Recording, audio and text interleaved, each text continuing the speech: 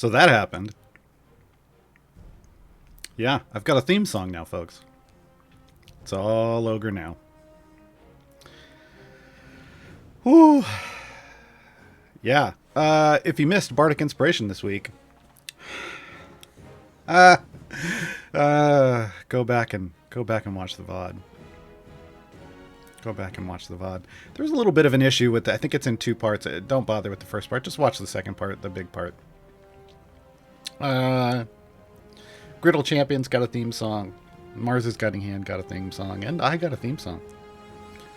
And it's pretty cool. It's pretty cool. Yeah, it still hasn't quite sunk in yet. I don't think.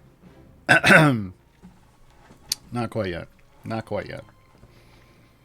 When it's a video clip on YouTube, then I'll be like, okay, you know, that was the thing that happened. If that happens. I don't know. I don't know what to plan on doing it with it. All right, let's hide the things. I'm working my way through some of these new variants we got this week. If you haven't patched your client yet, you probably should. A bunch of new stuff. It's also a good idea to restart your client because it's the Black Pits weekend. This weekend is the pits. The Black Pits. So we get Baloth, Minsk, Delina, Shandy, and Viconia, all with some bonuses. We get a gold Tarask chest. Is it going to eat us, or are we going to eat it? I don't understand. So yeah, Morbid Excitement, 200%. All the favorite enemies. Delina DPS, if that's your jam. Shandy's multiple Shandy bonuses to the damages, not to the speeds. And then Viconia's Cleric of Shar. What's the bonus? Ooh, generous. Hold on. Now I gotta go look at my Baloth. Does he need any? Bad Mr. Baloth. Where's? Well, that's more. Okay. I've got a shiny on that, which means it's gonna. So here's the thing, folks. If you have a shiny on an item that's in the store as a golden epic, it's probably a good idea if you can afford to throw some money at the game and support the game. That makes it more valuable because it's gonna that golden's gonna kick out a potion of polish for me because I already have this shiny. So that's like getting a free potion of polish. He does need a shiny too, so you know what? You know what? This pack gives me a guaranteed shiny. It's give me this, and then it's gonna kick out a potion of polish. For me to put on a random champion. And then I'll get some kind of a buff. I don't know. It's fine. I don't really care about the buff. I just want that. See, 1 times potion of polish recovered from this upgrade. Look, here's the thing, folks. The generous Djinn ability is the big ability for Baloth. It's the big ability for Baloth. So them putting a thingamajig on it, golden epic on it, it's kind of a big deal. Now I have well, I had that one. I had that one single one from my newsletter, and then I've got these, and these guaranteed me a shiny somewhere. So one of these champions, it doesn't necessarily go on Baloth, but I'm hoping it goes on Baloth. One of these champions will get me a shiny. Hey, DJ Knight's in the house. Welcome to the stream, DJ. And as of this coming Wednesday, welcome to the game. Yeah. DJ Knight's character Desmond is joining the game from the Black Dice Society. I'm super excited. Game's going beast mode. Yeah, well, so my shiny didn't go on. It went on Viconia, but that's fine. Let's go see where my potion of polish goes. Oh, I've got 2 of them. Hey. Yeah. He deserves one. Oh, hey. All right. Highest bidder. Cool, cool, cool. All right, we'll let that continue in the background. So yeah. New champion coming Wednesday with the event.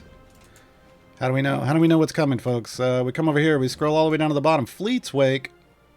Fleet's Wake. Zorbu was year 1. Won't be returning. Only available in time gates. Black Viper was year 2. Won't be returning. Only available in time gates.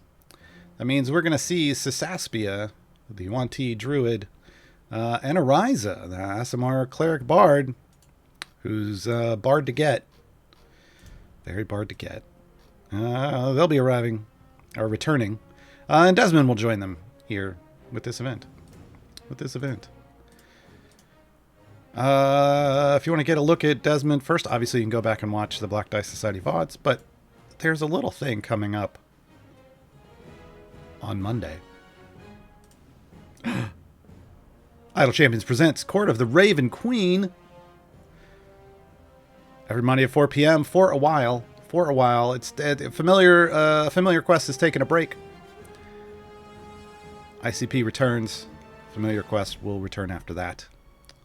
Lots of cool stuff. I'm going to put up a different rotating slideshow. But hey, we've got B. Dave Walters returning to DM. We've got a cool cast of characters. Aaron M. Evans, for the first time, going to be portraying Farida instead of Havilar on a stream. Mark Mir returning as Baloth. Sharif Jackson returning as Shaka. Lauren arriving as Orkira. And, of course, DJ Knight playing Desmond. The Brimstone Angels have a Shadowfell bundle. I have not purchased it yet, but I will. I can't. Mahen's my favorite character in the game. Mahen got some buffs this week, folks. I don't know if they're all functional yet. Whew. But yeah. Love me some Brimstone Angels, so that will get purchased. Let's see what we got. I don't see anything here about it. But if we come down here, champion rebalances for Mahen, Shaka, and Celise. Mahen's was huge, but the biggest part of it is not currently working. They removed it here. And I don't see it re-added yet. Lots of new adventure variants. 10 of them. Shadowfell themed, folks. Shadowfell themed. Doing one of them right now on stream, but 2 in the Grand Tour, 2 are in Waterdeep, a Dragon Heist, 2 in Descent into Avernus, 2 in Icewind Dale, 2 in Wild Beyond the Witchlight. Neat stuff. This one here, Dragon Heist Fugitives Variant 3, Twilight Twist. Oh, hey, I should probably hide this. Here we go. See, champion rebalances, hotfix, new adventure variants. But this one, Twilight Twist. If you need to farm your Zorbu's undead, that's a great one to do it in. So yeah, we're going to talk about Desmond here in a moment. You know what I'm going to do though? I'm going to hide some stuff on the last because we need to show off more of this stuff. Here we go. There's Desmond. That's his Shadowfell skin. Yeah, we're going to run through the characters here. Looks like they'll all be getting some stuff. Now, we've got voting in-game, of course, going on once again, but they've done it a little differently, and I'm glad. Last time, the last couple times, the voting hasn't really been super impactful. We've talked about it. We're not going to go over it again. This time, though, hey, you vote for what you want. You vote for what you want to have happen, and you get a reward token. I've saved up 3 of them that you can spend in the reward shop. So, yeah. So now you vote based off what you actually want to see, and your reward is completely separate from it, right? So far, Shaka's going to encounter Kagoya, his warlock patron. We're going to get double spells. Some random champion's going to get a power surge, giving them double spells. And then that champion's going to feel a little sluggish. So they're going to be the last in the turn order. That's the turn order. It says, which antagonist makes an unexpected appearance during the first episode? Vecna or Orcus, Lord of Undeath. Look. If Orcus doesn't arrive with his boombox, I'm gonna be real sad. So if you haven't voted yet, folks, vote Orcus. Vote Orcus. Yeah. And then if we take a look down at the reward shop, so the way this works now, You got a bunch of stuff, and you can just spend your token wherever you want. And there's going to be new rewards every week. And if you get at least 3, if you vote at least 3 times, get at least 3 reward tokens and spend them, you get a bonus. So this week, the bonus is the Shadowfell Baloth skin, and it unlocks Baloth if you don't have Baloth. It's okay, Coffini, I forgive you. But just this once. So yeah, if you don't have Baloth, you'll be able to unlock Baloth. If you're brand new, Baloth's a big deal. Baloth's the best champion in slot 4. Best in slot. Best in slot. For pushing. But yeah, a lot of other stuff. I think the hot purchases here are the chests. The gold chest. Once you buy it, that's it. Like, see here, let's buy the Farida. Yes, I'm sure. It automatically takes me over here. Hey, gold Farida chest. All right, come back. Now it's purchased, so you can't buy multiple. You can only buy the one, and it gives me 1 of 3. So once I get all of them, I'll do that. But I'm going to save that for tomorrow. Tomorrow's tutorial show, Gaarawarr's Guide to Idle Champions presents Court of the Raven Queen. So we'll talk more in detail about all this stuff and all the champions that are going to be participating in that tomorrow. If you have any questions, throw them in the chat. I will get to them, I swear. We've got Martin. Right? It is Martin. Yes, Martin's in the mod pod. Oh, losing my mind today. Martin's in the mod pod, pulling your questions. I've already got a list of them over here. So let's tackle a couple of those while I try to get through shady sidekicks here. Idiot Control. Hey, it's episode 98. It is. Anything planned for episode 100?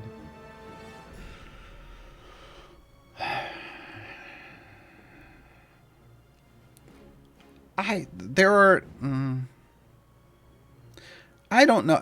Something. We'll do something for 100. We'll see. It's only a couple weeks away, folks. You can wait, right? Couple weeks away. Man, I was like March. We were talking about it in January. It's like, oh, March. That's a ways away. No. March is now almost here.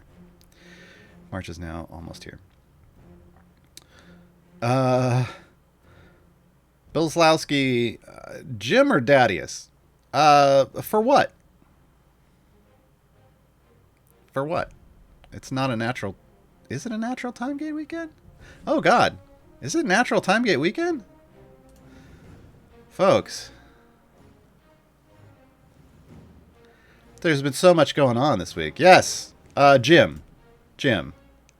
Okay, yes. Pick Jim. Oh, man. Mine's Deacon, Volanya, and Yorvin. I'll end up going Volanya. She has the lowest average item level for me, and I already have epics, so... Yes, so if you have your time gate options, tell me which 3 you have. If you're newer, also tell me if that's like, if they're going to fill, for Split the Party, you need 2 champions in every slot. So do you already have 2 champions in that slot? Or Split the Party 3, Split the Party 2 needs 3 champions in every slot. Yeah. So, but yeah, Bill's, Jim. The Mole's Revenge, Barrow Winter Alindra. I love Alindra, but she never sees any use because she's in a slot with lots of other really strong champions. So probably Barrow. Decaf Hobgoblin. What slot is Desmond going to be in? There's a blog post for that. We'll talk about that in a moment. I'll just jump right up front, though. Slot 4. But we'll come back and we will talk at length about that blog here in a bit. We'll go fully over Desmond. A disclaimer, as always, this is a first look at Desmond. That means we don't know all of how many upgrades for each ability, like how strong are those abilities going to get, what are the feats going to modify. We don't know any of that stuff. So we'll get a good look at how the abilities will function. We can kind of talk a little bit about them, but we won't know how strong Desmond is until they actually arrive in the game. Havoic, who's better to get, Birdsong or Warden? Warden's fantastic and has a lingering debuff, which means you can apply the debuff to an enemy, and then you could swap Warden out and still get the bonus. Cruciferous Kale, Farida or Barrowin?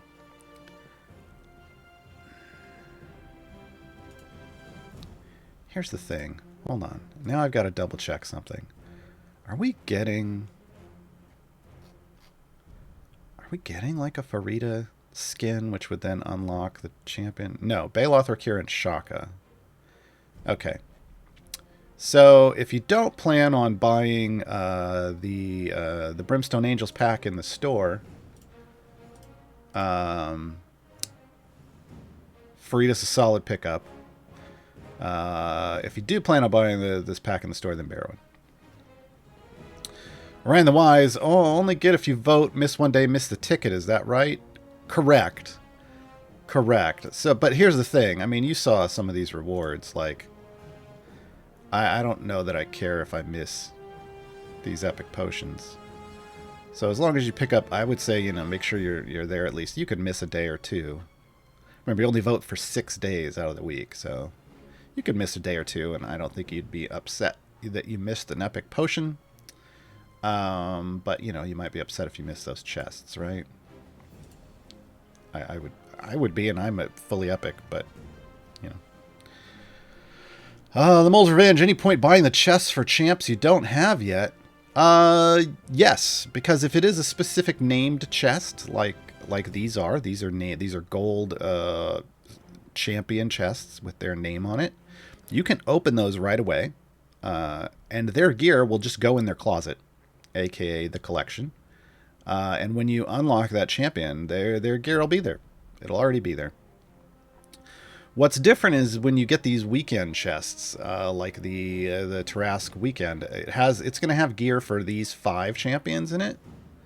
And if you don't have one of these 5 champions, it's only going to drop gear for the ones you have. So if you don't have any of these event champions right now, it's only going to drop gear from Minsk and Delina. That's just the way group chests work. But individual chests will just give you the gear right away. It just goes in their closet, and when they arrive, they'll have a fancy new outfit waiting for them.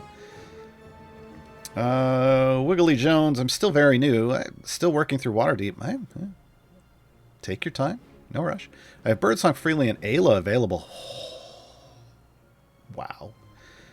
I have no swap for Minsk. Should I just take Freely? Yes. Yes. To get closer to split the party one. Yes. Freely and Ayla are both fantastic. You'll hear me recommend the both of them repeatedly. But because you don't have a swap for Minsk, absolutely just take Freely. Absolutely take Freely. Trentinator. Time Gate Choice Help. Birdsong, Neris, or Solis. Already have 6 heroes in both those slots. Okay. And all those slots. Birdsong, Neris, or Solis. Honestly, I'd probably go Solis. It sounds like you have a lot of champions, and frankly, Solis has been in my patron variant formation for a while.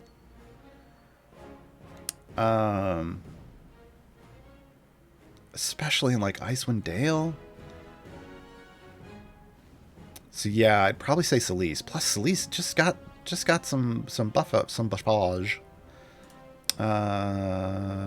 Where's it at?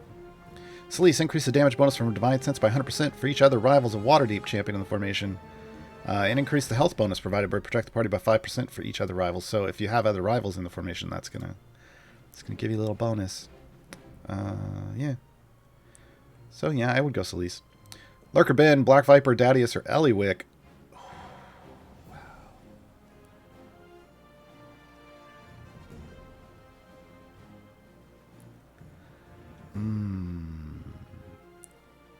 Ooh, it would either be Dadius or Eliwick, and I'm going to say Eliwick. Because Eliwick at least has the chance to be strong, but she's a super RNG champion. Because it's all about the deck of many things. And sometimes you get good things, and sometimes you get bad. But yeah, I would probably say Eliwick. Dralex, Jim versus Gromma. Oh no. I'm going to say Gromma. People may have said Jim, but I'm going to say Gromma. Gromma's a fantastic debuffer as a support champion.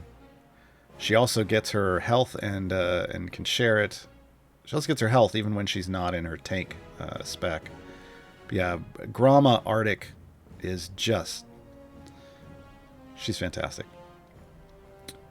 Midnight Mo, Cathris, or Krydle. Both split the party's already done. Ah, man, I can't believe I'm about to say this. Krydle. Yeah, I hit some patron stuff this week over on my stream. Twitch TV / oh, it's not down there because I covered it with the cool Court of the Raven Queen stuff. Twitch TV / Gaarawarr, spelled like it sounds. I actually used Krydle in multiple patron variants this week. So I'm going to say Krydle. I haven't used Cathris in a while. So, yeah. Onyx Squared. Neris was my only unowned Timegate choice. Can you give me your off-the-top impressions on her? Promise I read your technical guide. Neris is cool as a support because you can place her anywhere. It's more about her her bonus, her weapon going to give damage to the primary DPS than it is about her healing. So don't worry too much about the healing. But yeah, she's a very plug-and-play champion, which makes her a solid choice if you are in a very, like in a time gate that has you, or in an adventure that has you kind of restricted on placement. This isn't horrible, but in one like, there's another one where, of these new Shadowfell ones, where you've got these two rolling stones that are with your party, and they switch places all the time. Well, with a support like Neris, you don't have to worry where she ends up. She's always going to be doing her job. So, yeah. Yep. Ryan the Wise, Gromma, Prudence, and Black Viper. Black Viper's the only one I don't have yet. Then get... oh, no. I mean... oh, yeah, it's the only one you don't have yet. So you already have Gromma and Prudence, which means you already have gear for them. So get Black Viper, yeah. Go full Pokemon. Gotta catch them all. IRSS? Dadius, Alindra, or Rosie? Well, unfortunately, sorry, Kate. Not Rosie. The Rise of Rosie hopefully will be a thing at some point, but it is not right now. So I'm going to say Dadius, because, again, Alindra is over here in slot 6. Slot 6 has heavy hitters. Slot 6 got Ashara, Krond, Krull, Shandy. And if you need tanks, you've got Evelyn and Sergeant Knox, and Ray as a solid support. Alindra is great when you match her with the Heroes of the Plains, but you're usually running like an Ashara DPS, or if you're not, you've got Krolin, because he's super strong, and Alindra's rough. Alindra's rough. So yeah, so go Dadius. Go Dadius. Orby 2002, Timegate, Xander, or Rosie. Are you trolling me? I'm going to assume you're not. And I'm going to say Xander. Because Xander at least can fulfill their role as a support. Rosie currently cannot fulfill her role as a DPS. Lord Piet just got Brig in the Timegate. Isn't he good in that slot? I use him sometimes. Sorry, Jason. I use him sometimes. Is he in 2 or 3? 3. Again, it's one of those things where, like, Gromma's super strong. Omen's great for gold finds. Spurt's fantastic support. So competing against those other supports. Yeah. He gets used in variants, but it's not like I don't have a problem putting him in variants. I know he can come in and step up and do his job, but he just doesn't. If I have to choose, I'm going to choose like Gromma. But yeah, he's a great option in that slot, in my opinion.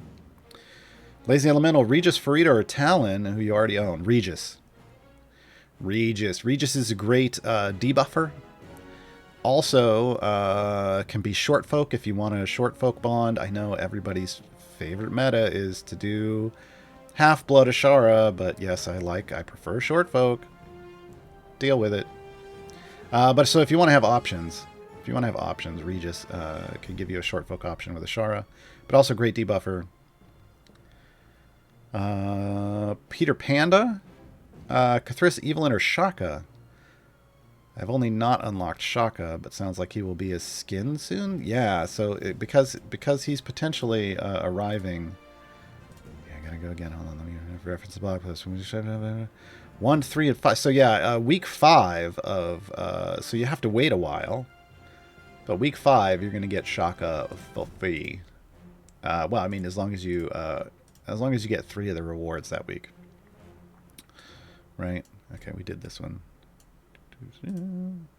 That's 20 questions, folks. That's all for today. No, no, it's not. No, it's not. It's not all for today. But for the moment, because we need to talk about this boy.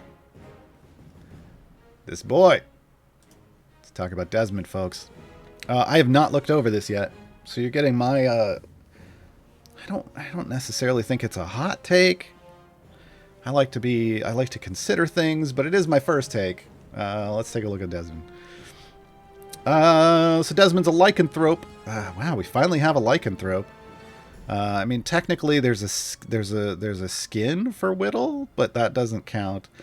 Technically, Dinar, like in the game, Whittle is a Lugaru, but not really in our in their live plays, but not in our game. Technically, Dinar is a werebear, but that doesn't come up in the game at all.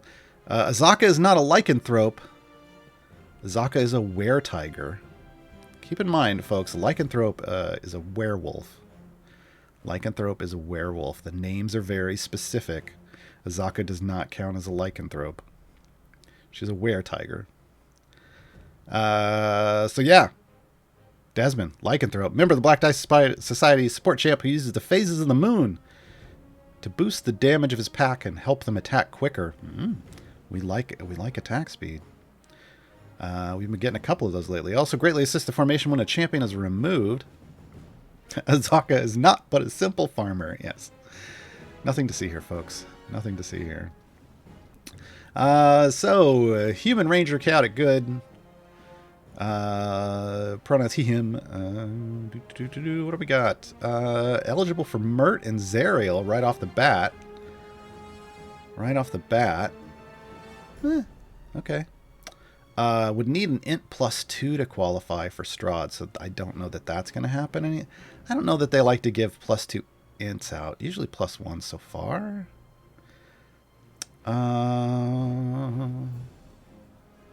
Yeah.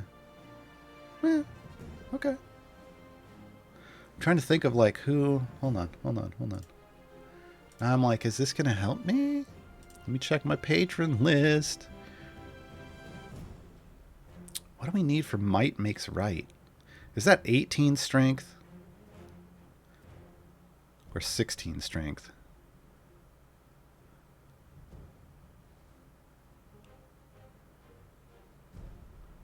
$18. Okay, so yeah, we'd need a +2 there. Yeah, so okay.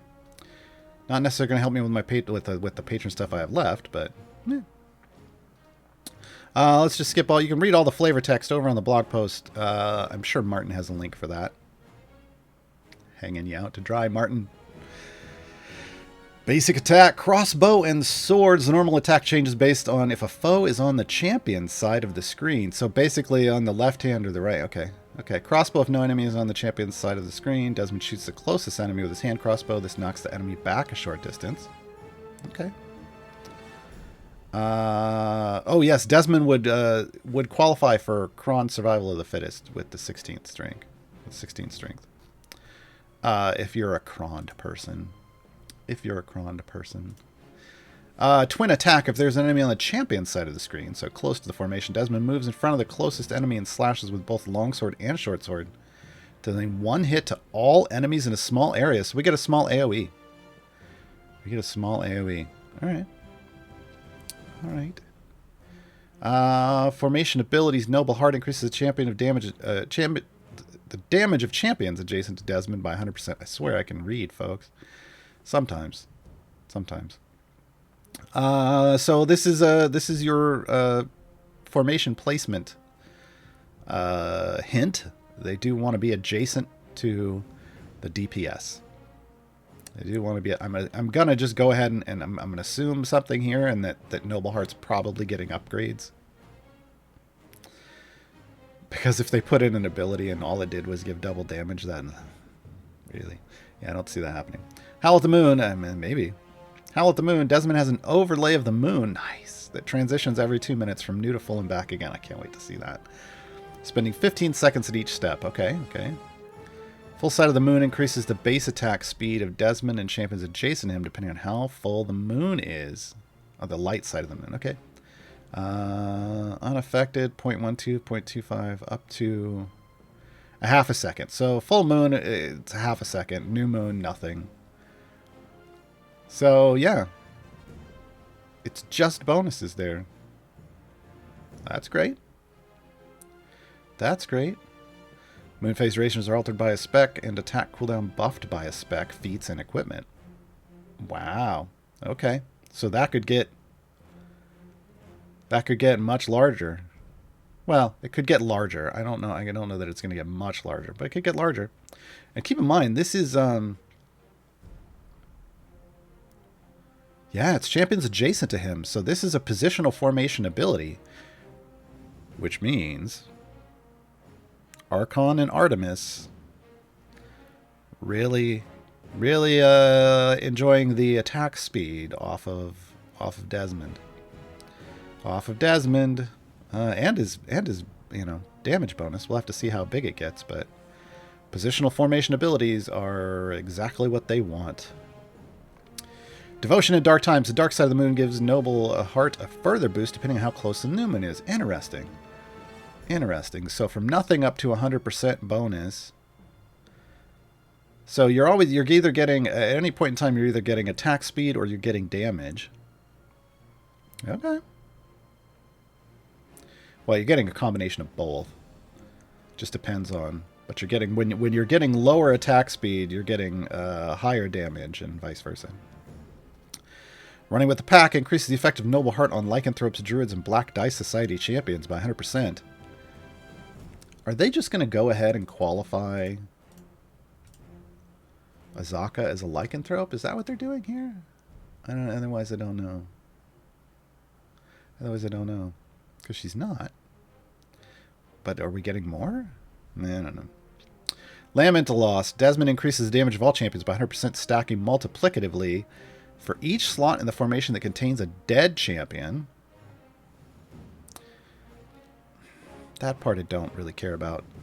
We've seen that be kind of pointless, like with other champions. Or is taken up by an escort character object. There we go. There we go. That's more what we want to see. Buffs to this apply to the pre-stack multiplier. Oh my. Yeah, so they want Desmond to help carry you in those places where you're escorting things or you have lots of objects and you're losing slots. You're getting a buff here because of that. And if it's pre-stack, that's the big one. Pre-stack is the big one. Okay. Specializations. Double time. The moon cycle of Howl at the moon is twice as fast. Recharging Desmond's ultimate attack more often. Okay, maybe we should read that. Ultimate ability at the bottom. Unleash the Beast! Desmond transforms into his werewolf form and leaps at the enemy with the most hit points. Okay. Swipes with both claws, then bites. 3 separate hits. Good to know.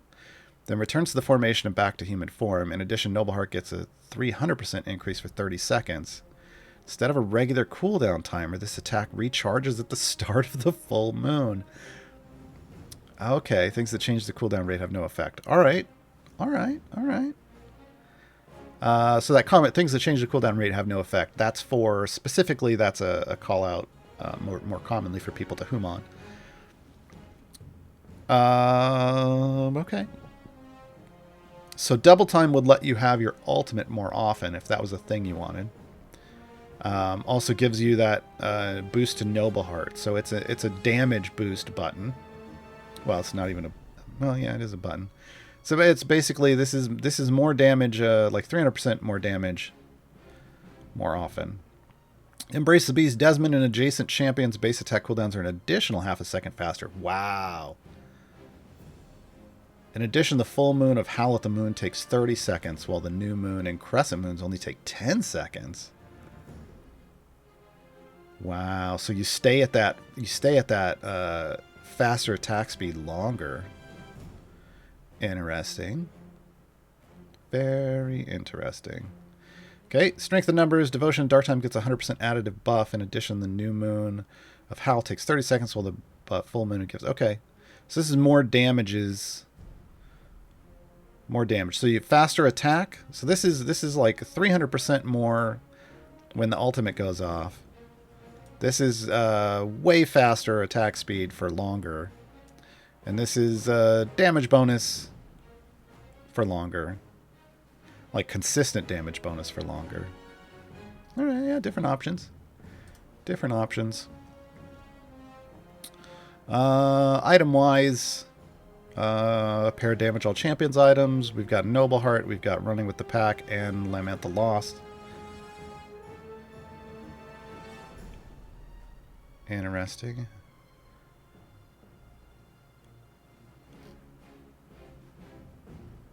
So nothing for Howl at the Moon or Devotion in Dark Times. Okay. Alright. So I guess that maybe is just feats. And then ultimate attack damage, because again, the ultimate cooldown is based off other stuff. Other stuff. So yeah. Look at that key art, folks. It's pretty good. It's pretty good. Oh, man. Back to the game. Are we done yet? No. Slow going. Slow going. Yeah, 42 more zones. 42 more zones. Let's go back to the questions. I'm totally clicking on all the wrong buttons today. As a Kith, modular core. Modular? Modron core? Is there ways to attain them other than with gems? Yes, you get 2 for absolutely free. There's only 3 in the game currently. The Modest core you get for completing Split the Party 1. The Speed core you get for completing Split the Party 2. You can buy the Strong core with gems, but it's not worth it currently. It's 500,000 gems, and it's just not really great. Not really great. Autocrim, did the dev team address the Orkira issue? Not that I'm aware of, no. I'm getting lower numbers in the buff now, yeah. Martin says it's a known bug and it's being worked on. But yeah, I actually was running Orkira last night in my... I was trying to stack her up in my Trials run. And I was getting consistently lower numbers. Now, again, we don't really know what the bug actually was. Maybe we were getting too high of a number. And maybe now it's fixed. I don't know. All I know is it looks real bad right now, and there's no explanation. So we'll have to wait until we get a statement from CNE. From CNE. Folks, I do not work directly for CNE. I just do these streams and explain the stuffs based off my knowledge of the game and the guides. I've written... There's over 100 of them over on the subreddit. Check them out if you haven't. Yeah, so I'm currently expecting Orkira to not do as well as I would normally get, because I couldn't even use the workarounds to get the numbers that I used to get. So we're just gonna have to wait and see. The Evil Smurf, Farida, Binwin, or Prudence? Farida. Again, unless you're going to buy the Brimstone Angels pack, and then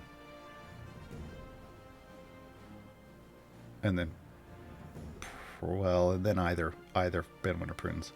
I don't think there's a huge difference there. Zombordani, I would also love some time to get help. Deacon, already have Vlanya or Ariza. Well, Ariza's coming in the next event, so that makes this easy. You should just grab Vlanya. You should just grab Vlanya. Ariza's coming on Wednesday. So, Ariza's arriving Wednesday. So yeah, just grab Vlanya. I'd be a who? Binwin or Nova? Nova! Nova. I haven't heard people talking about either that much. Well, I can understand people not talking about Binwin that much. He's okay. But but he's not great. And when it comes to DPS, if you're just okay, people just forget about you. Nova, though. Nova's a big deal. I don't know why people don't talk about Nova. Well, yeah, people don't talk about Nova much because of Avon, but still, Nova's huge. Nova's huge. Nova's a tank. Support over here in slot 11. If you're newer, sure, you're not really going to get a ton of work out of Nova, and especially if you have Avon. But the further you can go, the stronger Nova gets, and eventually Nova can outpace Avon, given equal item levels, probably. But that takes lots of areas, maybe even more than we have right now. But Nova's super strong. I use Nova whenever I remember in patron variants. Sometimes I forget to put her in at the beginning, and that's what you have to do. You got to put her in as close to level 1 as possible. But even without that, I've put her in and had like an E12 buff, and she's carried me through a hard variant. So she's fantastic. She's fantastic. Squirm 651. It's just the issue is that Avron's just better, and if you could use Abron, you're going to use Avon. But there's no reason not to have two strong options in that slot. Squirm 651. Jaheira or Turiel? Turiel. I'm going to say Turiel. Turiel's an anti-tank, which basically means you put them in if it's a multi-tank front line, not like this one. This one only has one. This is a one-tank front line. If it's a multi-tank front line, you put Turiel in one of those slots and a tank in the other, and Turiel just goes, no, you want to go over there to any enemy that gets close, and just redirects them onto the tank. So it turns it into basically Turiel's like -1 front line, which means if you try to put Turiel up front in a single tank formation, well, you've got -1 tank, which means you don't have a tank, and Turiel's going to get just plowed over, and you're dead. So that tends to be a good way to think about it. Stormfly Gamer, Neris, Wolfgar, Lucius. Who should I get? I'm going to say... I'm leaning towards Neris. Here's the thing with Wolfgar. Wolfgar functions in an Azaka formation if you need a tank up front and you're Azaka farming. If you don't know whether that is yet, then you don't need it. But Neris is just a solid support. So, yeah, probably Neris. Attila 332. After you complete the first 3 adventures in the time gate, is there a point to do the free play adventure? If you think you can get... so the thing about free plays and time gates is that every unique 100 levels you complete, so 100, 200, 300, 400, etc., you get a silver chest for that champion. So the further you can push, the more you're rewarded in that regard. So if you got to 175, 180, and you think you can get to 200, but you didn't bother doing it in the other adventures, hop into the free play, grab yourself an extra silver chest, and then bounce, right? If it's easy to get to, great. But if it's something you would have to work towards, I don't know how. Working for just a silver chest isn't super meaningful. If you have to do multiple free plays. But if you can just hop in one and easily grab it, go for it. Free plays also give you favor, but at a quarter of the rate that you get out of an event. So, Valdemar Night Road, unlock Benwyn or boost Cathris and Talon? Unlock Benwyn. Like I said, he's an okay DPS. I'll throw him in a lot, especially against segmented health or armored stuff. He can't push super deep, but he's faster through some of those segmented and armored things because he can hit multiple times. So, Saint Isidore, Narak, Neris, or Prudence? Narak.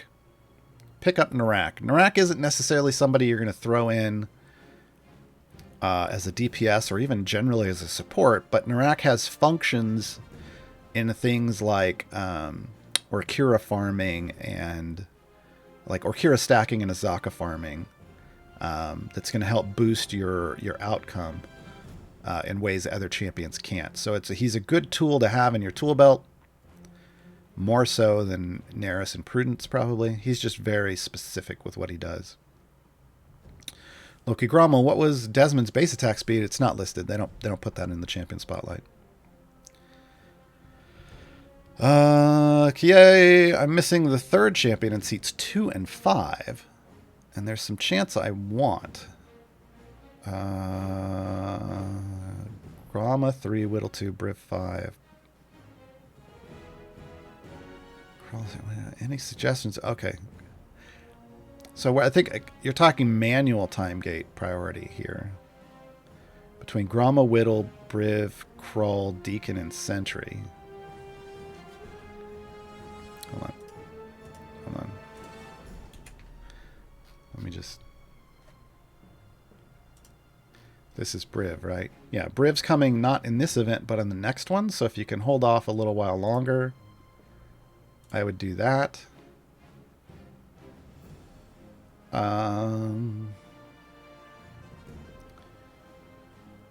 mean, look, Krull's amazing.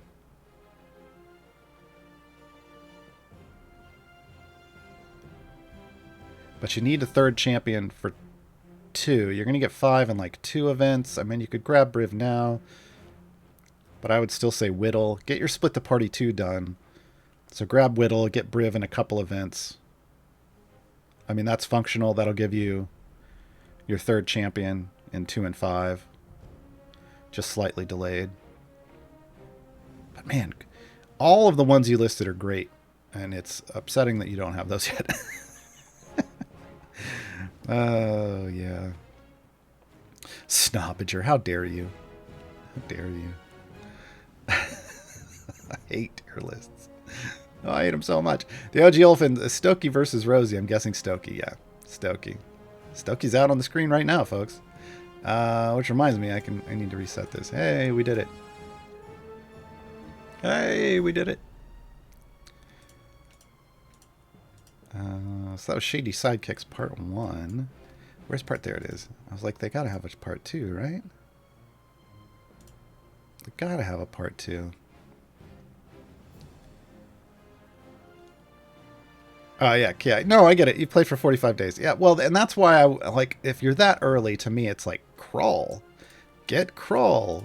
Krull's gonna be huge for you, but getting your third champion for Split the Party 2 is also going to be huge, because that fast core though. All right, what are we doing? We're going to go Orkira.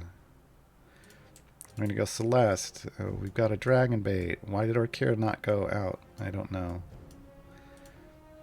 That was weird. Guys, can you stop already? There we go. This is just the same formation I used before, right? I'm just making the same formation I made before? I think so.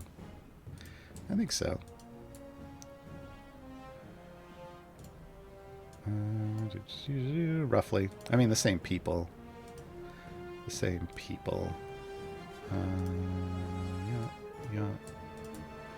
Yeah. And Penelope Half Pint. All right. Folks, I've been doing so many patron variants on stream. I am running out of speed potions. I have 4 epic speed potions left. It's a good thing this event is coming up, because that's going to let me refill my potions. But this is it. This is as fast as we're going.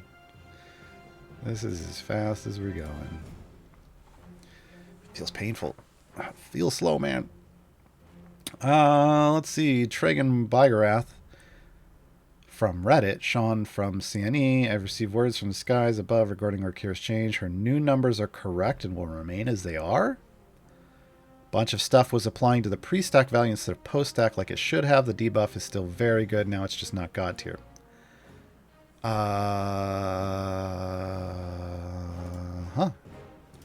Hold on.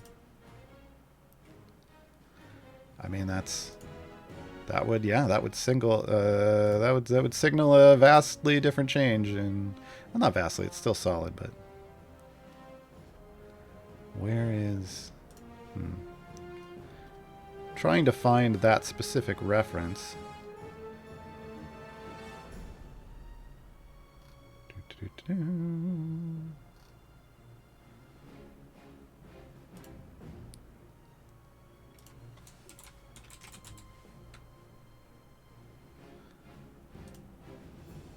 I don't know where that's from.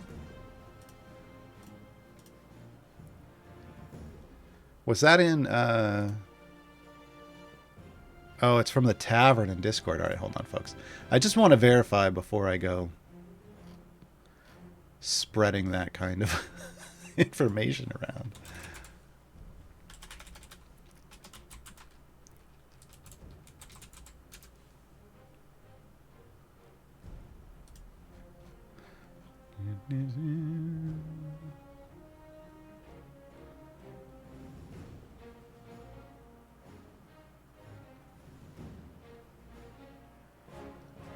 Okay, yeah.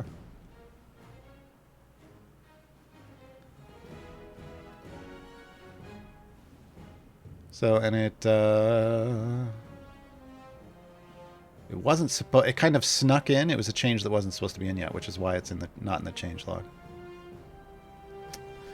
Which is why it's not in the change log. I was about to say, well, why isn't something like that in the change log? But yeah, it was supposed to go out in the next patch. Supposed to go out in the next patch. So there you go, folks. We are we're no longer getting the Uber debuffs. So whatever you're seeing now is it. Not gonna lie, folks, that's an at the level I was at, that's an E8 to an E10 nerf to her debuff. I get that it's a fix. It's a fix to a bug. It's a fix to a bug. It's kind of like the fix to Krull's bug. It's kind of like the fix to Krull's bug. But here's the thing. It's better. It's much better to have the champion's bugs fixed, even when they're in our favor, because it's almost impossible to balance a game when there's bugs on champions, right?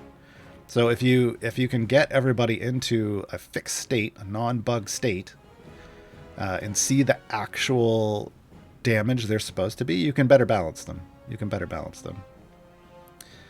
It's upsetting for those of us who enjoyed that extra bonus, but still a solid bonus. I mean, we still would have liked these bonuses. I mean, that one debuff is like I can get it up to E16, E17. It's just before it was in the 20s, like 26, 27. But E16 is still a huge debuff. Yeah. All right. Phyllis Genius, will they clarify if Whittle counts for Desmond or not? Whittle is not. Whittle is a Dampier. Whittle is not a lycanthrope. So unless they add a lycanthrope tag to Whittle, Whittle's just a skin. Whittle's is a skin, not an actual gameplay change. Kind of like Hacksaw has a Kobold Hacksaw skin. That doesn't make her a Kobold in game. Zujun68, Spurt or Ishii? Spurt. Spurt.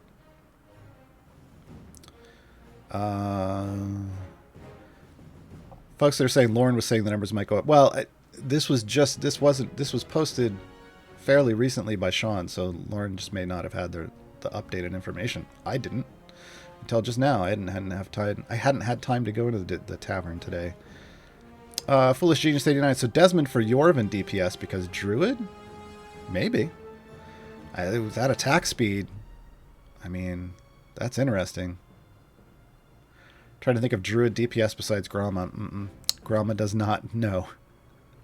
I know Gromma has a DPS spec, but please, for the love of all that is holy, please don't go Swamp spec. Please. Yeah. Karita Zaka's bio. Does it call her a lycanthrope? Because she's a were-tiger. Yeah, it says lycanthrope, but she's a were-tiger, and those are not the same things. All right.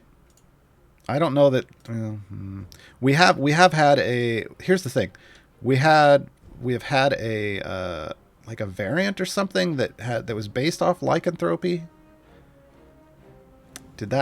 Was she the only one that was usable for that? I think everybody just ignored it. Whatever. If you want to know the clarifications for things like that, hey folks, Lauren and Sean do a Q&A. You can ask them on Thursdays, or you can go to Dev Insights. I'm just telling you what I understand of the game, and were-tigers and werewolves are not the same thing. But when Desmond arrives, maybe it'll work. Maybe it'll work. Yeah. Fen76, Turiel, Ishi, or Ariza. You're about to get Ariza, so go ahead and pick up Turiel. Ariza's arriving on Wednesday, so. In D&D, lycanthrope isn't werewolf? Well, then D&D's stupid. This is one of those cases where if at my table, as a DM, lycanthrope means werewolf, and anything else isn't a lycanthrope. Because I make the rules. I'm the DM. I'm the DM now. Lycan is literally a wolf, folks.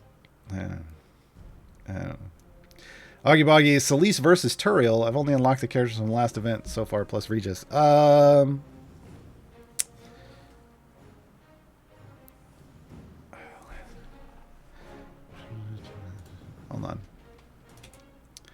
on. So you've got Human and Vi. Turiel. Turiel would get you another option in slot 1. You've already got it. You've already got another option in slot 12 in Vi. So I'm trying to get you to split the party faster. So Turiel. Augie Boggy.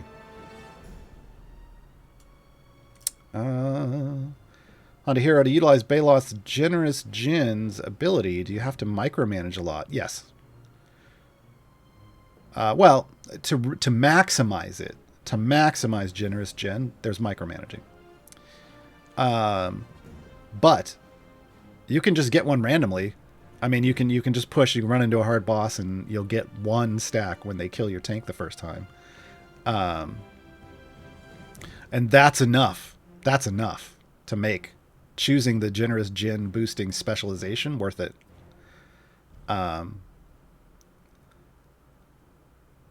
If you have to micromanage and don't do it, his Balot's still great. Yeah, still solid. But we're talking, depending on your items, it could be anywhere from an EO8 to an E12 buff for a little micromanaging. It's worth it. Hashtag worth. Yeah, we've done this on stream. If you go back and you watch, yeah, we probably won't I probably won't demonstrate. Well, I might demonstrate it tomorrow. Depends on how much time we have. If you go back and you watch Gaarawarr's Guide to the Champions of Renown Year 4 VOD, either here or on the YouTubes, I go over Baloth and Djinn stacking in detail.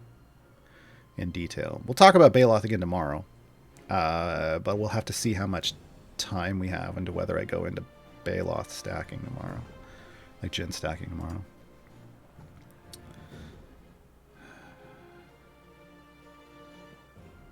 Yeah, no, Loki Grommel, I get that they're referencing that. I just don't. I've made my statement.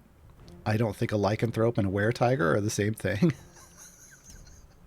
Whatever they do in the game is whatever they do in the game, and until Desmond comes out, and I see it working with things that are not werewolves, I'm just gonna say no. But I don't know until it comes out. All right, what else we got?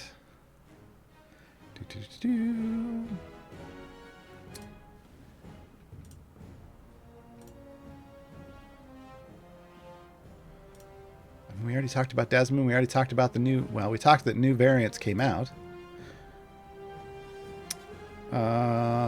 We did talk about one of them being real good for For Zorbu, let me just make sure. Yeah, Twilight Twist.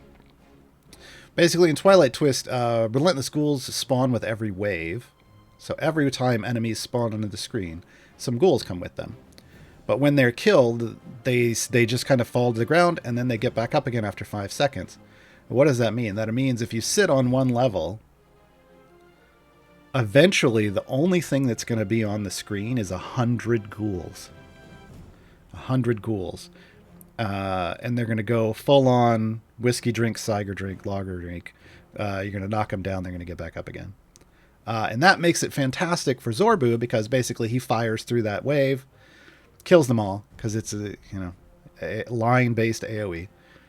They're down for a few seconds. They get back up. He does it again, and you get 100 credit every time he does that for Zorbu stacking for his. I don't know what's his racist ability again, or his genocidal racism ability. It's been a while, folks. It's been a while since I've lifelong enemies. Lifelong enemies is the stacking one. I already have so many. I have EO7 kills with undead from doing this on a previous variant that's like that.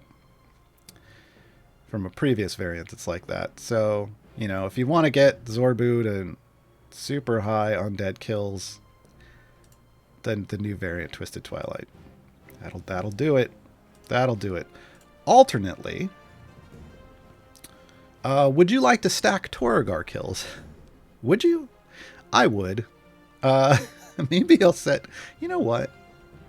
Maybe I should just go set that up. Maybe we should just... Here, let's just... I'm going to leave this one. Why not both? I don't need... Because I don't need it. I don't need both.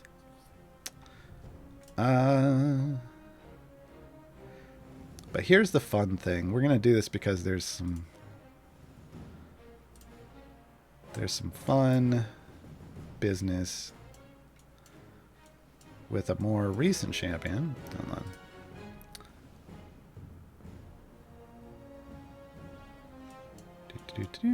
Go away, go away, go away. All right. Torragar. Boom. This big bad boy here.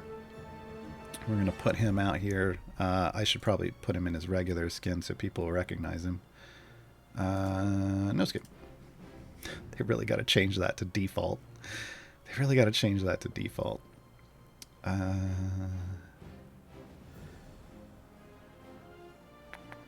Okay, so here's the thing. The Torragar is another permanent stacker. Torragar is another permanent stacker. It doesn't show me his stacks here. Over here, here we go. Markings of Zealot stacks. I've got like 1.6 million. I've never really leveled them up or not. I need to get 2.5 million to max out his Blood Rage ability. But here's the thing. Whenever Torragar or an adjacent champion kills an enemy, Torragar gains a Zealot stack. So yes, you could put Torragar and Zorbu in here. I don't need Zorbu stacks, though. I just want Torragar stacks, quite frankly. And what I want to do is I want to bring out Miss Viconia. Miss Viconia.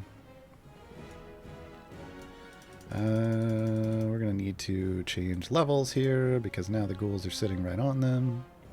Yeah, Dahani would work as well. If you want to Dahani it up. If you need Dahani stacks, this would work too. And then let's put a tank up front so that I don't have them in my face so much. All right. We're going to turn on dead. We're going to turn on dead. And now basically, let's just go with that. Now basically what's going to happen here is every time something dies, Viconia is going to turn undead. And then, yeah. And then the undead are going to kill all the ghouls. And Torragar should just rake in the stacks. But, you know, it's a little slow at the moment. It'll get up there. Someone's saying put in Narak next to... Well, yeah, we can do Narak too.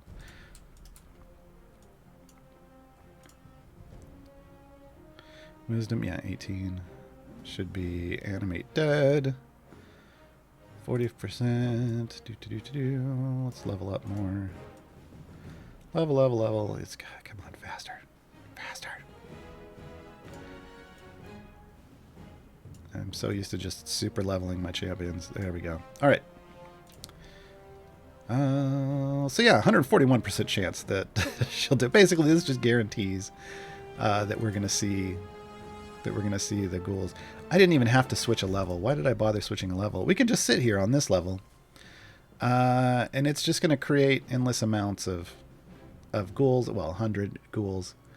And it's going to rake up and stack in all the bonuses. Now, if we really want to do this a little bit faster now, it's not really. It's only going to be the spawning thing initially, but still, that's fine. That's fine. We can't really shandy because they're going to get completely up on us, like these two did. Yeah. And we could run speed potions.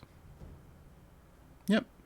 Yeah, and like Foolish Genius says in chat, if you stay on level 1, you keep the variant for all your stacking needs. And we don't really need Vi because they're almost all done. But, I mean, there's ways to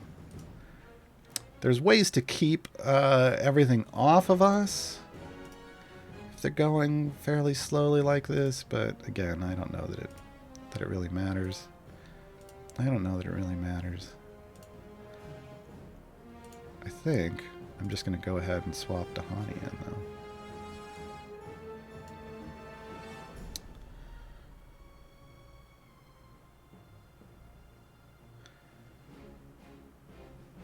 But she's going to kill and not... Yeah, no, it's fine. I think we've already got 100 out there, so we can just take all of this out. They're just going to kill themselves over and over and over again. You know what I want to do, actually? Yeah, let's do it this way.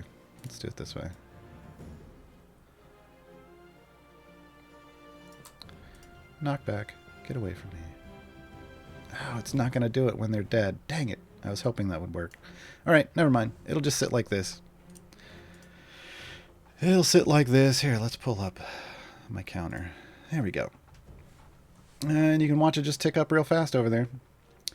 How many other werewolves are in Idle Champion? Again, there's only one werewolf, and that's going to be Desmond. There are no other werewolves in Idle Champions. That's why I said they're going to have to use this overly broad definition of lycanthropes, which lycanthrope is a werewolf. Lycan means wolf, folks. To let it apply to other people, which would be Azaka. Azaka's a were-tiger. Dinar's werebear is not something that's referenced in the game at all. Walnut is a druid. She wild shapes. She isn't a... Technically, so here's the thing. Technically, all of the C team were turned into werebears at one point in time, but none of that is referenced in the game. In this game. Whittle has a skin for her Lugaroo form, but she is not referenced in the game as a Lugaroo. She's referenced as a Dampier. So, unless they're going to add the whole Lugaroo thing to Whittle, what about the red panda skins? No. Again, skins do not change functionality in the game, folks. They're just skins. They do not change someone's anything. That's what feats do. I mean, they could add a Lugaroo feat to Whittle, so you could qualify for it, I guess. But why would you want it? It's a damage bonus, and Whittle's not a DPS, so I really feel like they're just saying, hey, Azaka DPS. I wouldn't say Azaka DPS, but they are. Dingitix, Birdsong Spurt or Brig? Guessing Spurt. Yeah, Spurt's pretty solid. Brig's also a nice second. I mean, they're all pretty good, but I would say Spurt's a little better.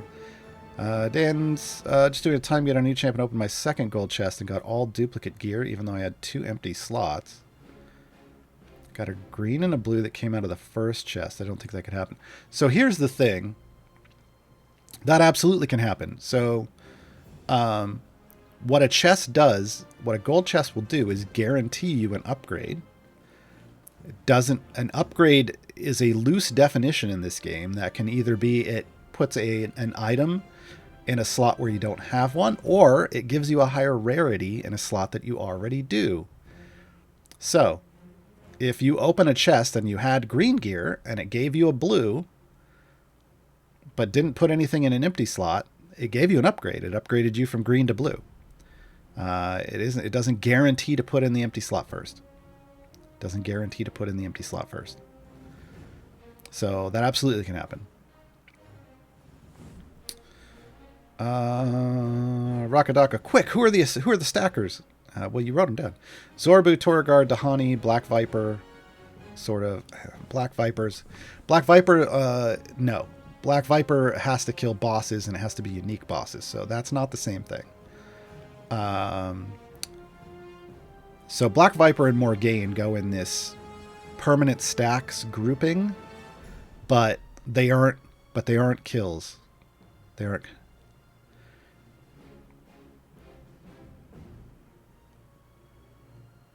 Ha ha ha ha. Gaarawarr's a bit wrong on the skins having no game impact. They don't affect the champion at all. I know there's a blessing, but we were talking about, in the context of our conversation, we were talking about whether Whittle counts as a werewolf or not. And no, skins do not change you into the race or whatever that the skin represents. That's not a thing. So back to the other question.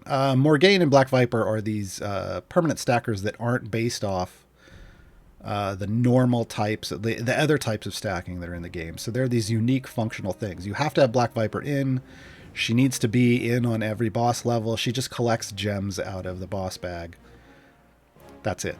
So you just have to cycle her through unique bosses. So that's how you stack up Black Viper. For Morgaine, you just need to put her in when you're Azaka farming somewhere at a higher amount than you ever have before. Right? Because hers is all about the highest amount of gold you can get her. You don't need to have her in all the time. You don't put her in all the time to earn some gold. Like, that's not a thing. It's just, she's all about that high watermark on the gold you've earned. So Zorbu, Torgar, and Dahani are the permanent stackers that are related to effectively killing things.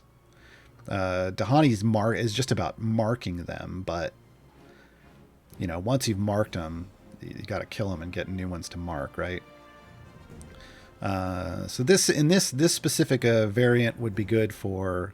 I mean, it's great for Torgar. You could, instead of Viconia out here, you could use a combination of Zorbu, Torgar, and Dahani, and just get credit for all of them at once. Does that make Brig kind of a permanent stacker too? No, because, well, you just have to set Brig up once, and then you're done. Like, you set Brig up to get his max number, total number, high water mark, and then you're done. No amount of pushing in the game is going to change that. Whereas with Morgaine, high water mark like Morgaine, yeah, but you can always raise Morgaines. You can't always raise Briggs. Briggs is mathematically a fixed maximum number. Briggs is a mathematically fixed maximum number. And no matter what, unless they change his ability, it's not going to change his high water mark. You're basically just turning him up to 11, and as long as the dial's there, you're done, right? Morgaine, as you go further in the game and as you get to higher areas, you can get more and more gold. As you find ways to generate more gold, you can raise Morgaine's number. You can't. Brig's more like Black Viper currently, because Black Viper has a fixed amount of gems. I mean, you can keep getting tons of gems, but there's currently no higher rewards for her. Doesn't it depend on enemies? Yes, but there's a fixed number of enemies that can be out on the screen at once. It's 101. It's 101. So you would have to find to get it. It's normally 100. Right now there are 100 ghouls on this screen. But if we were on a boss level that infinitely spawned enemies, I mean, you've seen those ones, the bosses that are like hit based and there's just enemy after enemy comes out. It's not a fixed number. You could get 100 of those enemies plus the boss on the screen at once, and that's how you maximize Brig. You just got to do it once. You just got to do it one time, and then you never have to do it yet again.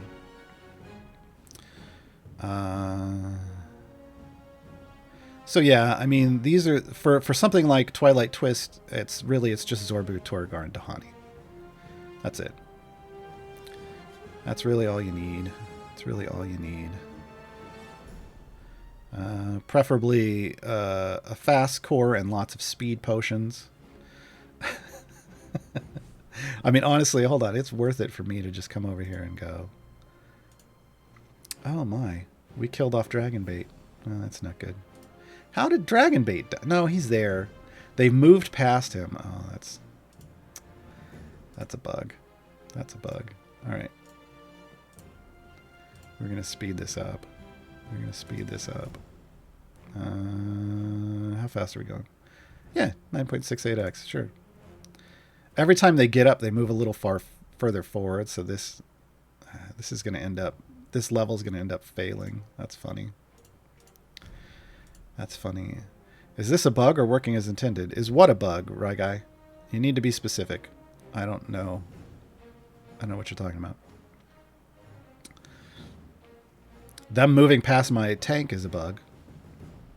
But it's a function of how they die and get back up again. They step forward a little bit every time they get back up, probably. This Ghoul Factory Farm. Is this a bug or working as intended? Working as intended. This is the... I'm using the rule of... I'm using the way this variant works to farm kills. I mean, this is... So basically, I'm using this statement here. 1 to 3 relentless ghouls appear with every wave. When they're killed, they don't disappear. Instead, after 5 seconds, they get back up and start attacking again. Yeah. You know, they don't give quest progress, but they give Zorbu... They give Zealot stacks for here. They give Zorbu kill stacks.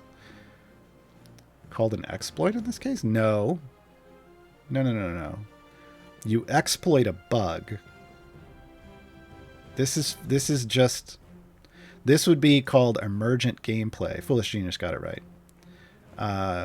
When you're using something that's functioning fully as intended in the game in a way that the developers didn't intend, you create emergent gameplay. Now, whether the developer likes it or not, that's a whole other thing. That's a whole other thing. But these variants are in the game already. This is just a new version of this variant. So it's a new place you can do this in if you accidentally completed the missions in the past. But this would be emergent gameplay.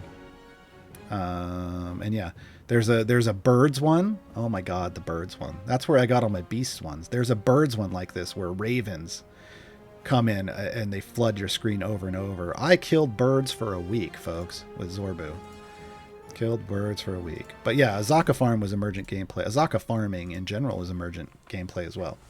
That was not intended, but yeah, and gem farming was not intended either. Yeah.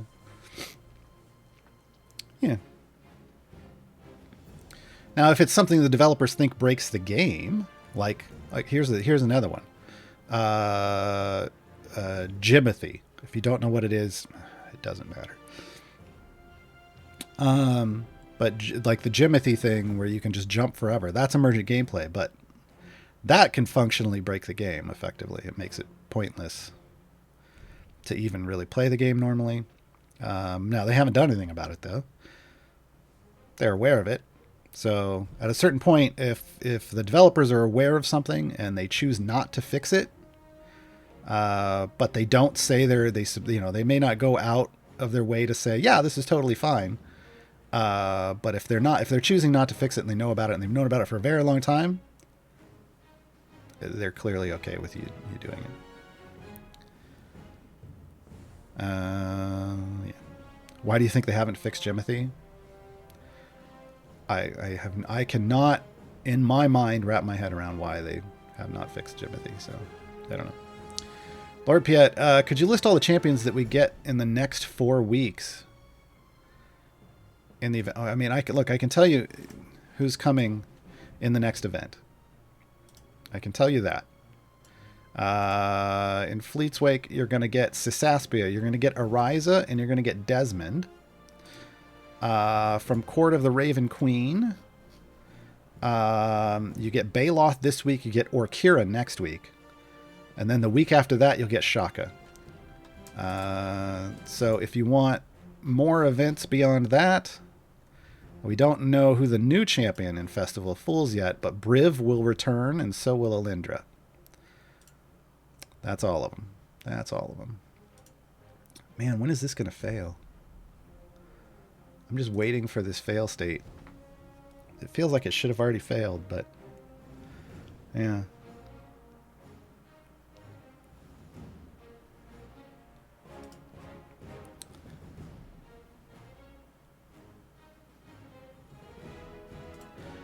Folks, I'm just going to address something real quick in chat. Bots remove words off of a list. That's not necessarily...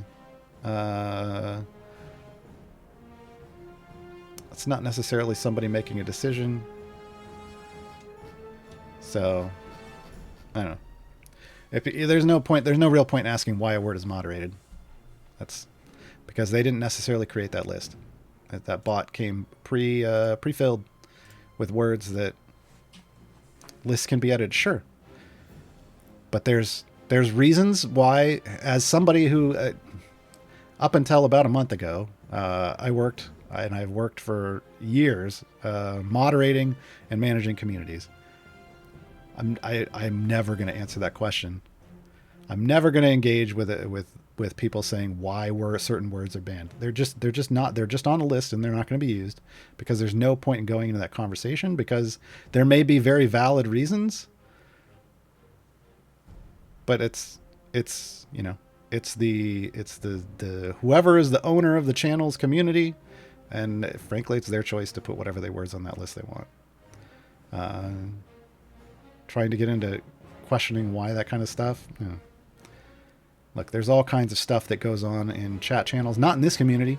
Nicely, kindly enough, wonderfully enough, this community does not do all of the trolling and negative and harassment that other communities do, but that doesn't mean you don't still protect it, because who knows who might come in at some point and start doing it, right? So, yeah. Our community is, out of all the years I've been doing this is the best community in terms of being respectful to each other and not just really harshly attacking people and using unacceptable words and phrases. This is fantastic. Can it always get better? Sure. I'll always hold people to a higher thing, but you put words in a block list so that you don't have to manually delete it. Because if you have to manually delete it, that means people have already seen it. And it could be part of a phrase. Who knows, right? Growth Mindfinder, what about the werewolf toy familiar, though? Put it in an ultimate, that's a werewolf thing. You can all reach as far as you want, but your reach ain't that long. Keep reaching. Squirm, should I open a few Electrums after getting the Timegate character for a chance to fill up those item slots before opening the gold? Because we're about to be in an event, I mean, you can, but ultimately you want to get some silvers out of that time. You can get silvers from pushing real far in that Timegate. Every unique 100 levels is going to drop a silver chest. But I would almost just wait to gear up that champion until the event drops, and then open all of your stuff.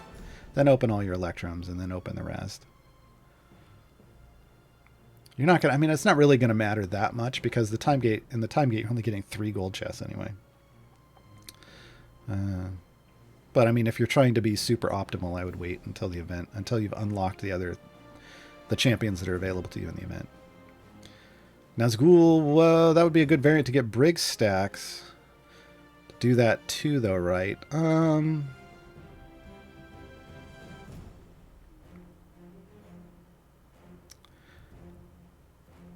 Maybe.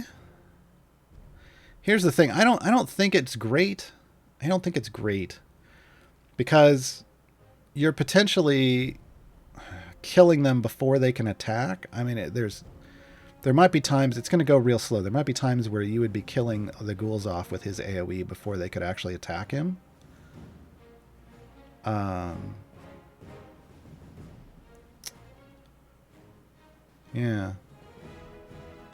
So I don't know. I in my guide for Briv, there's a there should be a GIF linked that shows what I think is the best way to do Briv stacks.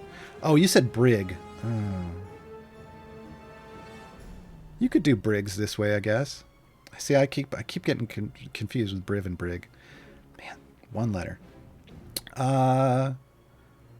I mean, you could do Briggs here, but if you're going to go through the trouble of doing Briggs, you really want to just do it once, and you want to find the boss that's got an infinite spawn and get that extra credit for one more, right? But you could do Brig here, I guess. Would a Black Viper with an overflow like Dahani be viable? I don't know. Dahani hasn't really jumped out as being viable, so here's the iteration. Here's the iteration of permanent stacks on DPS champions. Black Viper came out. People thought she was the bee's knees. I think Silisa rated her super highly. But then Zorbu got a rework, and Black Viper's stacks became garbage. Zorbu's are the gold standard, the broken gold standard for, well, how Zorbu functions in regards to their stacks is the broken gold standard. So then Torgar came out and they tried to tweak back on these stacks, and Torgar doesn't buff himself like Zorbu does, which is one of the broken parts of Zorbu. And Torgar came out and was just like, okay, Torgar exists, wasn't OP. So, I mean, I feel like they met the design challenge. Then Dahani came out and they're like, well, we need to figure out some kind of mix of Torgar and Black Viper, and then that gave us Dahani. But Dahani hasn't really risen up as a champion that's like, people are like, oh my gosh, she's amazing. Yet. Could happen still. But it hasn't happened yet. So, I don't know. I mean, Dahani is basically Black Viper with an overflow. Yeah. I feel like I don't know. Their methodology is to keep buffing to bring people up in line with the broken people. But we haven't seen lots of decent champion, what I would say decent champion balance, in the sense that it brings a champion up to the point where now it's considered, something you would use as an option in the meta. It doesn't necessarily have to be in the meta, and I don't know that we have anything like that recently. Mehen has the best chance of being like there if they can fix Mehen correctly, like with this new additions to the changes to Mehen that have been removed. If they can get that working, Mehen will be pretty neat for very specific variants, but maybe not anywhere else. Super Collins, what video to talk about the Azaka farm? I've heard about it, but I don't know what it is. Ooh, a lot. I think I did it on GG2E a couple weeks ago, so if you check the VODs, I think I did. After Vi came out, I think I did one, because I was showing off like what you can use Vi's Crystal Sphere for still with Azaka. But I haven't done any. I mean, I think there is a Gaarawarr's Guide to Azaka, but that was a long time ago, and it should go over the general usage. Also in my written, like a video guide, but in my written guide, there's probably links to Azaka farming too. So yeah, links to videos of that. Or JVax again, got anything special planned for episode 100? Got asked at the top of the show. Still not going in any major plans. I mean, we'll do something. It's not going to be some major event, I don't think. I mean, we just got a theme song. That's pretty major.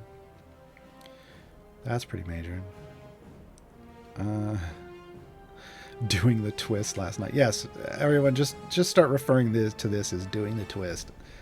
That needs to happen. Have you done the twist lately? I did it for like a week straight and got sick of it. Yeah. Zim wasn't able to play over the last 8 months. Had everyone before that. Working on getting everyone unlocked as soon as possible. Top ones I should focus on first. 8 months? I don't... This question presupposes that I know every champion that came out in the last 8 months off the top of my head. Hold on. 8 months. So we're in February. That goes back through like June. Okay, let's do this in reverse order. Vi just came out. Speed champion. Not super great for speed. At first, I mean, she's an extra speed champion, but not like high on the priority list. Doesn't currently help super much with this. I mean, helps a little in my opinion with the Zaka farming, but not like granting gold bonuses yet. Rust on the Harmer grants gold bonuses for Zaka farming. Whittle is a solid speed champion, also attack speed increase. Eliwick is used in click debuff as well as Azaka farming. Orkira. You probably don't have Orkira. Maybe? I don't know. You might have Orkira. I don't know if you've got Orkira or not. Orkira. Yeah. Human. But that, no, Human was last year at this time. That's probably too far back. Yeah, I mean those. I mean, those are the major ones. There's a lot of champions that came out, but those were probably the more major ones.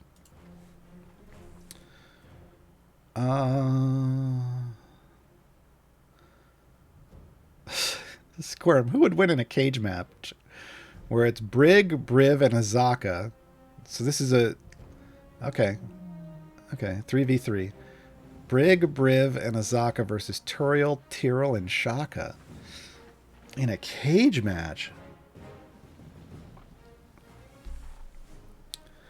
I'm going to have to go with Brig, Briv, and Azaka. Yeah. Because Brig's going to get everything nice and hype. Briv can tank, but also he's got a big sword. And he's got like this Netherese explosion. So in a cage, everybody's going to get hit with those shards. And then Azaka's just going to bring the tigers out. Yeah. I mean, Tyrell would go into wild shape, and Tyrell and Shaka do their best, but there's no real DPS there. So yeah, Brig, Briv, and Azaka are the better options. Brig can jump. You mean Briv can jump out of the cage? No, I mean if I'm thinking cage match, I'm thinking a steel cage match where there's a top on it. I'm going like old school 80s wrestling. I don't know if they do this anymore, but they dropped the cage down from the ceiling and there was no getting out. There was no getting out.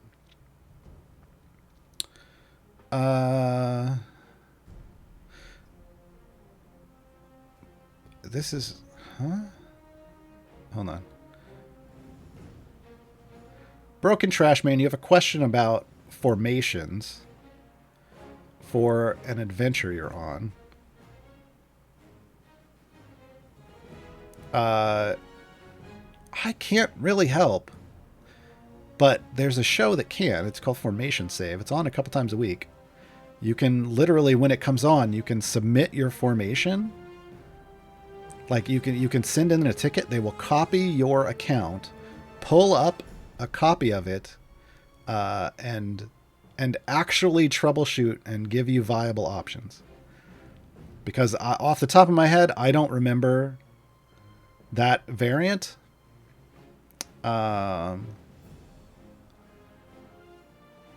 all I could tell you from what you're doing is go get more favor.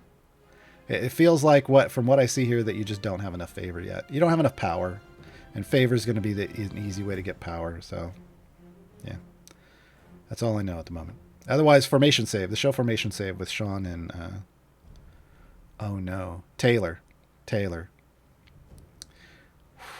Forgot their name for a moment. Custom 45, there are only 4 columns available in my current scenario. What is considered the middle column for Human? Well, if you open up Human and you look, they'll tell you. They'll tell you if you go under this formation buffs. page, it actually will tell you which is middle, front, middle, and back. It's gonna. I'll cheat and I'll tell you the answer. It's the middle two. It's the middle two. The front will be 1, the back will be 1, and the middle will be 2 in that scenario. But Human actually tells you in their information. Human tells you. Jeez, all these wrestling comments. Oh no. Oh no. As Gar is my witness, he's broken in half. Yes. Is it a Netherese steel cage? No. No. Netherese steel is what's... so Briv is Briv steel marrow, and he has Netherese steel. He's basically Wolverine, folks, if you didn't catch that. But he can shoot the metal out of his body, but usually he brings it out, and that's what gives him his armor.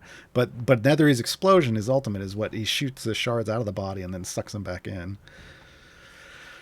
Oh boy, oh boy. Is Flo also in the cage? Well, yeah, Flo would. If Briv's there, Flo's there. So yeah, that's what I'm saying. Briv would also have healing. Yeah, Briv Azaka OP in a cage match. Is Averyn to attack ranged or magic? I don't know. I can't check right now. Hold on. I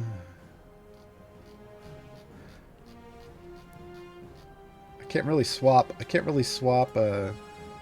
my champions to really go look. Because this is stuff I don't memorize this stuff, folks. Why would I memorize this? I don't even know that it doesn't even have it where I'm looking. I don't know. Is it on that when you open? So here's the thing. When you open the champion right here, there's a symbol for base attack. This is a melee attack, right? This is a magic attack. It looks like a magic missile.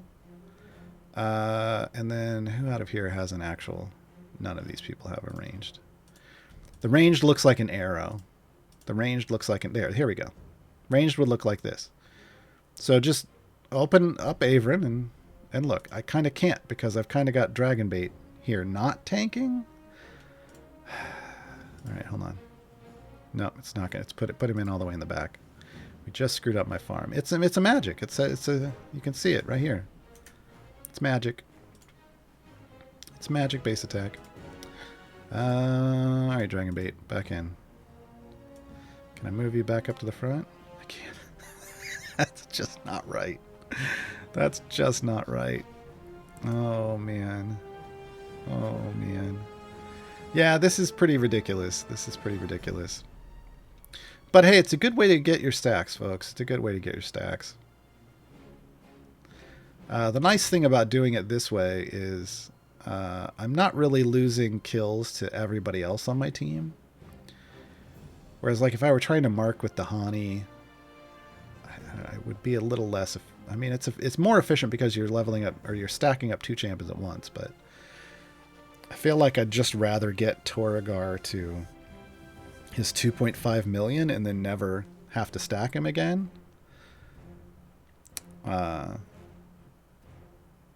And then just swap in Dahani and let Dahani do this. Without Viconia. Just let Dahani and Dragonbait just wreck their day. Oh, Dragonbait's got a cleave. I need to find a tank that doesn't have a cleave, actually. Yeah, as long as Dahani's next to Torgar, he gets credit, right. But the problem is these other champions are stealing these kills.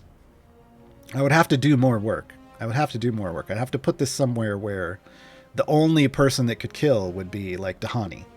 That takes a lot of fiddling. So, yeah, I don't want to do that. 17's a pun. Does favor mean power when you soft cap? No, but the person who was asking before, Broken Trash Man is only on. They're stuck on level 201, and at that point, you're not soft capping. So, at that point, favor is power. Favor's the easy. This is why most people are like, they get to soft cap and they're like, why can't I push any further? I keep getting more favor, but I don't go further. Well, it's because the game trains them to think that favor is the only form of power, when there's lots of other forms of power you can build up on your account. But at 200, favor is going to get you where you need to go if you're only at 200. So, yeah. Only way to go deeper is potions, formation, optimization, and gear at soft cap. Well, no. Soft cap, there's you've got more blessings, because you can't buy all the blessings in every place at soft cap. Sometimes you have to go well over the soft cap to buy the rest of the blessings in the harder campaigns. You've got patron perks. You've got your Modron cores, like maximizing their flow, getting full epic flow through all of your Modron core. Then potions are honestly the smallest form of power boosts that you can get, and they're temporary, so they shouldn't even really be. That's why there's a reason, folks. There's a reason when I click this button, I have all of these potions except for speed. Speed is really the only real functional potion at in game. The others can help a little, but you have to understand it's only going to be a little. Formation optimization, obviously, that's always a thing. And then gear, yeah, making sure you're full epic. Item levels are there, and getting legendaries, right? These are all ways that you can raise the power on your overall account, regardless of your favor. And it's all of those other ways are the ways you keep pushing when gold doesn't matter anymore, when favor doesn't matter anymore. With a formation, obviously. Then there's a whole click debuff thing that means favor can take you further, but if someone's only at 200, that's not viable. Ragnar, when is the Hacksaw gym skin available? I don't know that we're going to get it. Unless there's a whole wrestling-themed skin stuff, I don't know that we're getting it. I'm still waiting for Jim. Green Flame Jim. Yeah. And by Jim, I mean GYM. Like, I want it. We've been talking about a Green Flame Jim skin. But where it's just Jim is the name of the skin, and he's wearing a tank top that says Green Flame Jim. Yeah. I want it so bad. He's holding 2 water bottles, and that's what he squirts at people. God, we need that skin. Charga, is this an active idle game stacking thing? Playing on mobile, if I set something up and switch to another team, Modron to set up something else, the original keeps plugging for. Yeah, you can't do this. This is an active thing. You would have to leave it up on your screen to do this. You can, however, in your settings, if you wanted to just sit on one level and just kill on a single level, in the new, where is it on the new settings menu? Here. Always auto progress while offline. You can uncheck this box if you were to manually turn off. If you wanted to manually turn off and just kill on one single level for whatever reason. Usually it's like farming stacks or something like Zorbu. You could do this, but it wouldn't be as efficient. But it's still possible. Rockadaka, what's the best way to start a second account? I want the new player experience again, but I don't want to accidentally hard reset my progress. If you can make one on the CNE website. They have their own client now. You could do that. If you're on Steam, you could make one on Epic. If you're on Epic, you can make one on Steam. But if you just want to, if you're just going to do like a free-to-play account, you could always just make it on the CNE Games website and download their client, which now they finally fixed the issue where it was appearing as if it was a Steam account, which was screwing up people that were trying to run that and Steam at the same time. You can run them both now. Yeah. But yeah, doing stuff like this is, I mean, this is kind of a PC thing, a computer type of setup. Trying to do this on mobile or consoles. Here's the thing. I'm usually running 50 to 60 frames per second when I play this game. There are certain things in this game that drag my frame rate down. I'm sitting at a constant 8 frames per second right now, so like somebody mentioned in chat, you'll probably crash on mobile, or even you might crash on platforms, because this is just, again, unintended gameplay, emergent gameplay. Normally you're just pushing through a level and you're not having this happen over and over and over again. And for those who don't understand what's going on here, for bug reasons, I can't show you the formation, but we have a tank, we have Torragar, we have Viconia, and we have Narak. And basically I'm just trying to create lots of animate dead to instantly kill all these ghouls when they get back up again, because the rules on this adventure mean they get up every 5 seconds. And this way we kill them instantly, and Torragar gets markings of a zealot stack. So all I'm trying to do here is farm my Torragar stacks. The max that he needs is 2.5 million. So I'm going to leave this here even after the stream, and hopefully end up with 2.5 million at some point.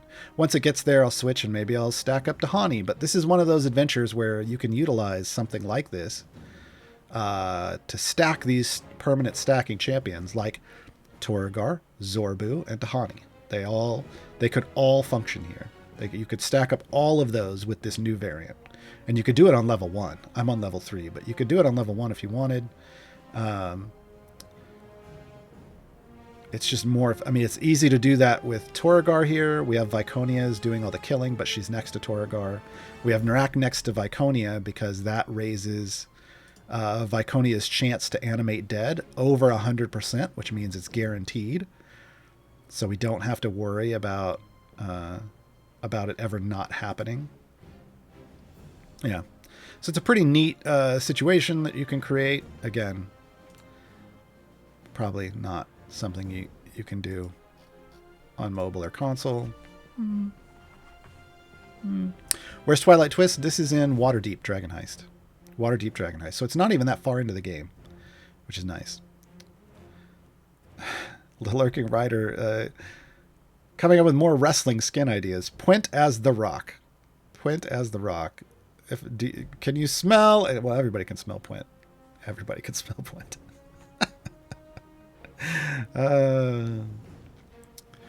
Yeah. And again, this is Waterdeep Dragon Heist Twilight Twist. It's a variant. It's one of the new ones that just arrived, the Shadowfell variants. Would the stacking stop if you flip the level? Can you just on off screen and get to a more comfortable? Well, I mean, we can. So here's the thing. Let's just. Once I go to a new level, all this has to start over again. Right?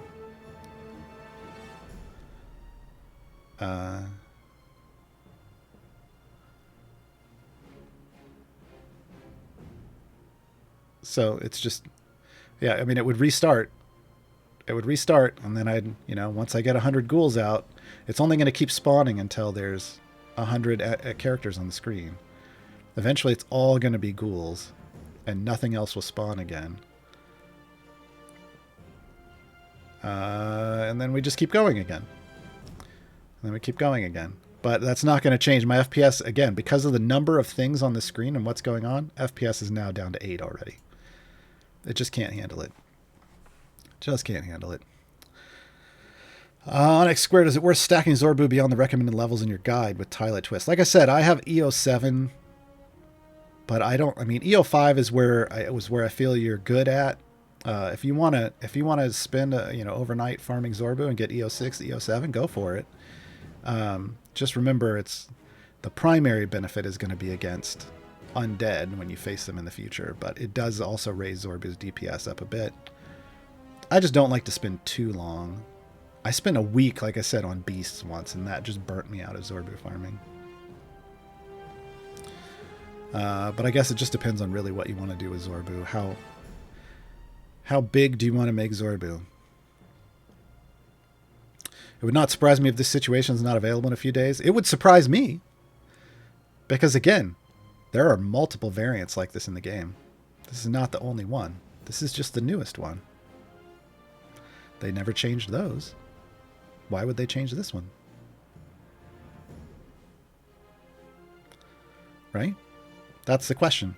If this is the third or fourth variant that they've put in the game like this, why would they? Like, they knew what we did with them before. Why would this change anything? Yeah. I don't know. I think we're all too old for the marketing team to market towards us. Most people have no idea who the Ultimate Warrior and Hacksaw Jim Duggan are these days. I mean, if you're into wrestling, you know. If you know, you know. But yeah, that's a long time ago.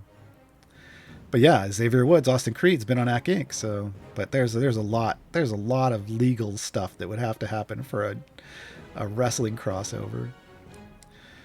According to my calculation, you need 5 more hours and 12 minutes to reach 2.5 million kills. Nice. Yeah.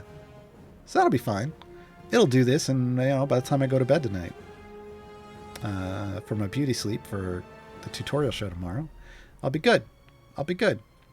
Speaking of, just a reminder, tune in tomorrow morning, here 9 a.m. Pacifically. Gaarawarr's Guide, the tutorial show. It'll be Gaarawarr's Guide to Idle Champion Presents Court of the Raven Queen. Court of the Raven Queen. Where I'll go over like how the voting works and all the champions and like how the show works and how it usually interacts, and then we'll talk about all the champions that are available and all the infos tomorrow. Thank you, Martin. So yeah. Tune in for that. And then Saturday afternoons, I'm just going to shamelessly plug myself. Saturday afternoons, we play the video games over on my channel, twitch.tv/Gaarawarr, spelled like it sounds. Come hang out with us. Pretty chill stream. I'm not going to name drop the game that we're currently playing because that's advertising and I'm not going to advertise. I'm just going to say, hey, come join us. It's fun. It's RPG-ish. Yeah. It's an RPG. It's just an interesting RPG. Yeah. So yeah. Join us in the morning for the tutorial show and the afternoon for, fun shenanigans. Coco Beware in chat. You did not drop Coco Beware. Oh my god. I grew up watching all these wrestlers. Man. Oh yeah, Iron Sheik. Yeah.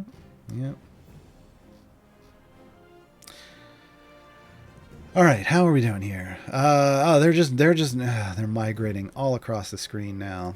That's not great. But it'll work. Jimmy Superfly Snuka, yeah, and Andre the Giant, folks. If you need a movie to watch this weekend, I will always recommend The Princess Bride. Always. I think there was a point in college where I watched that every weekend for a couple months. Go watch it. It's amazing. It's family friendly. Share it with your kids. It's family. Yeah, it's family friendly. Share it with your kids. Anybody want a peanut? Yes. Yes, the one movie that never needs to be remade because it's it was perfect in its original form. Well, there is kissing. Yes, there is kissing, but it's not that bad. We're gonna go out here. We got a couple minutes. I actually know exactly how long the song is we're going out on. Because we're gonna end the show today with my theme song. I have a theme song, folks. Yes, there is a theme song now. We're going to end the theme song. It's 2 minutes long, so we got a minute or two. You keep using that word guide. I do not think it means what you think it means. No, I think I do. It's inconceivable. Yeah. Oh, it's a great movie. Even the people were talking yesterday about the ROUSs, and I think they hold up. I think they do exactly what they need to do. If you don't know what an ROUS is, go watch the movie. All right. We're going to head out, folks. Again, join tomorrow, 9 a.m. Pacific. If you need more help before then, hop on the Discord. The Idle Champions Discord. I think it's just discord.gg/idlechampions, isn't it? I don't know. There's probably a command in chat. Hold on. Is there a command in chat? Hey, there's a command in chat. Yeah, I was right. Or you can head over to the subreddit, where you can find over 100 guides on the game just from me, plus everybody else. But there's a link to all of mine, including the brand new Gaarawarr's Guide to Bardic Inspiration, which has links to a list of every song made on Bardic Inspiration, and links to all of them except the most recent theme songs, because they're not anywhere I can link to them yet. But once they are, there will be links for that too. We're going to head out. This is the theme song to Gaarawarr's Guide to Everything. Have a great night, everybody.